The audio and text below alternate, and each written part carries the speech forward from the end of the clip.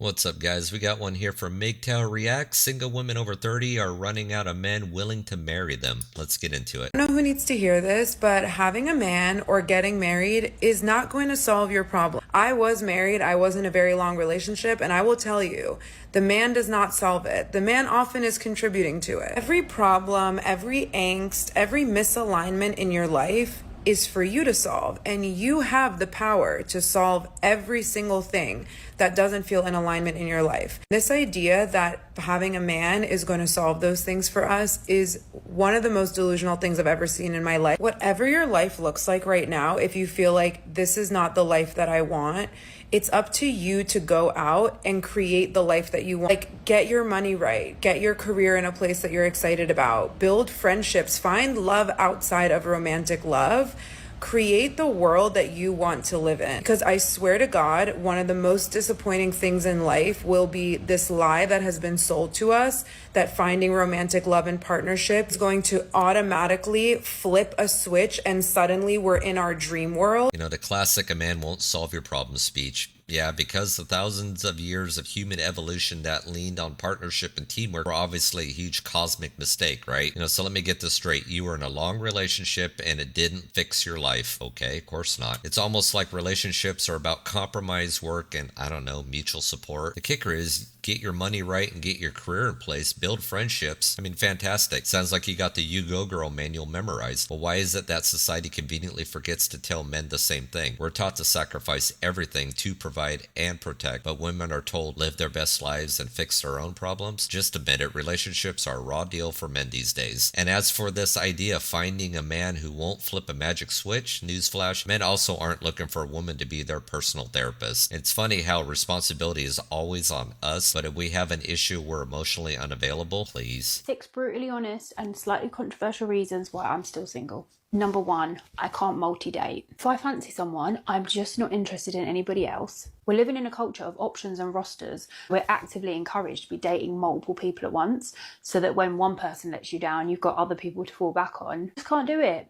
I'm not interested. Okay, I can give her props for that. That's admirable. Number 2, I want to feel an instant spark. These days, we're taught that it's unhealthy if you feel an instant spark Shit, well, she blew it. on fireworks with the person that you're dating, and supposedly it's your nervous system reacting to them being bad for you. But I'm sorry, if I'm going to spend the rest of my life with someone, I want to fancy the pants off them, and I want there to be a really strong connection between us.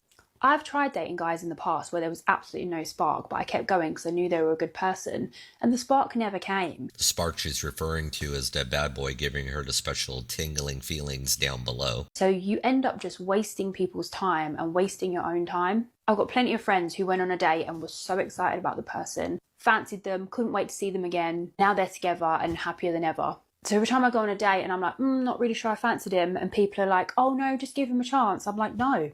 I want to hold out for a really strong connection, and I'm not wasting my time on lukewarm connections. I need to be heavily pursued. Like a lot of women, I've spent many years in the current dating pool, which is full of men who are low effort, they lie, they're disrespectful, they ghost, they lead you on and they use you. So unless a man is actively pursuing me and showing me that he's serious for a prolonged period of time, it's not going to go anywhere, because I'm just going to assume that he's another of these low effort, unserious men. Because in the past, whenever I felt like I didn't know where I stood with someone, it was just because they didn't like me. Past experience has taught me if a man isn't actively pursuing you and making a ton of effort, get out because he doesn't care. And that's shit for all of the guys who are good guys. But unfortunately, that's what I need. If a man isn't going to make a ton of effort, I'd rather just be on my own. Number 4, I'm too quick to cut people off. I have dealt with every shade of nonsense that there is in dating. It never paid off, so I don't part with it anymore. In 21 years of dating, a man has never ever proved to me that it pays off giving a man a second chance. So now you either come correct or don't bother.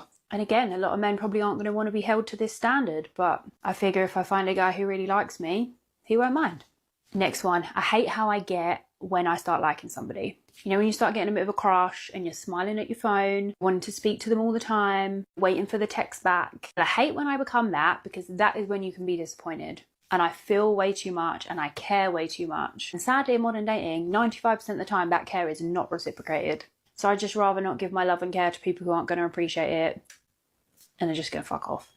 Finally, I find it hard to believe that anyone is ever going to love me. I know I'm a great person and super lovable because of how my friends and family treat me. I bring so many nice qualities to the table. I'm kind, I'm caring, I'm loyal, I'm genuine, I'm honest, I'm empathetic, I'm really reliable. But most men never find that out because they don't even want to get to know you as a person. And frankly, they don't care what you're like as a person. For the last 4 years, I've just been treated like someone who is only good enough for sex and not for commitment. And I don't care how much healing and self-care that you do, you are going to take that to heart ever so slightly. But there's times where I feel like I'm just not attractive enough and not good enough for a relationship. And I'm not just saying that because I want compliments. That is genuinely how I've been made to feel by men in the modern dating scene. And now it's very hard to feel optimistic about finding a guy in this modern generation who wants to do more than sleep with you and use you and actually wants to commit to you because he cares about you and values you as a person. And maybe one last reason, I'd rather be alone than settle. And that's settling for all of the things I've spoke about. Someone who dates multiple people, someone with whom there's no spark, someone who doesn't pursue me and make effort, someone who doesn't reciprocate love and care, and someone who doesn't see me as wife material and just wants to sleep with me. I'd rather be alone forever than settle for any of that. Again, she can't multi-date. This is true. Good for her. I mean, I'll give her this, especially with the culture today with Tinder and Bumble that glorify dating anybody and everybody, pumping and dumping, the whole 9 yards. So with that, she deserves, a round of applause. She's normal to that part.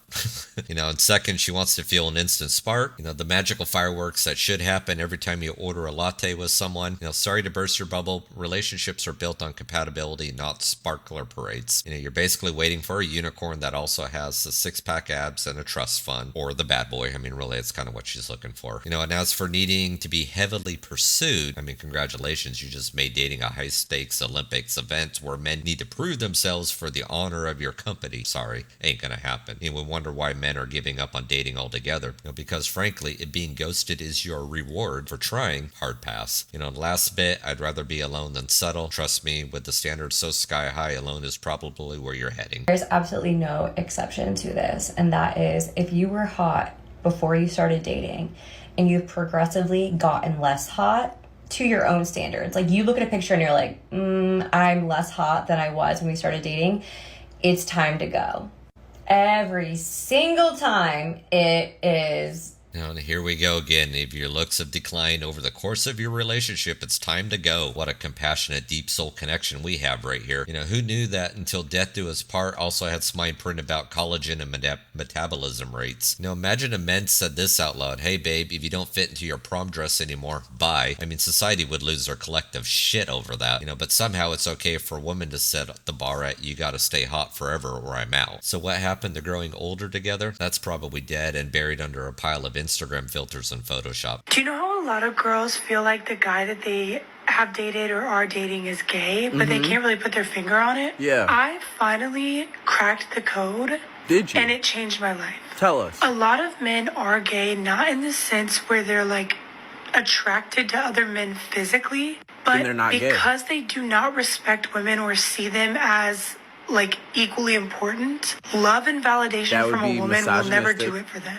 So they might be physically attracted to women, but emotionally they are seeking validation from men. So if you feel like this guy... Well, now we're entering the Twilight Zone, because apparently men who don't put women on a pedestal are gay. I mean, not the ones that like other men, just the kind that, I don't know, wants to be respected as equals. I mean, is that groundbreaking logic there? I mean, you crack the code that men don't need constant validation from women and that makes them gay? I mean, seriously? It's called emotional independence, and it's the reason why men have been learning to say nah to the endless circus of trying to impress women who think the universe revolves around them. I mean, you want to know what's dumb is bowing down to a relationship dynamic where you're constantly forced to seek approval, affection, and validation, all while being told you're still not enough.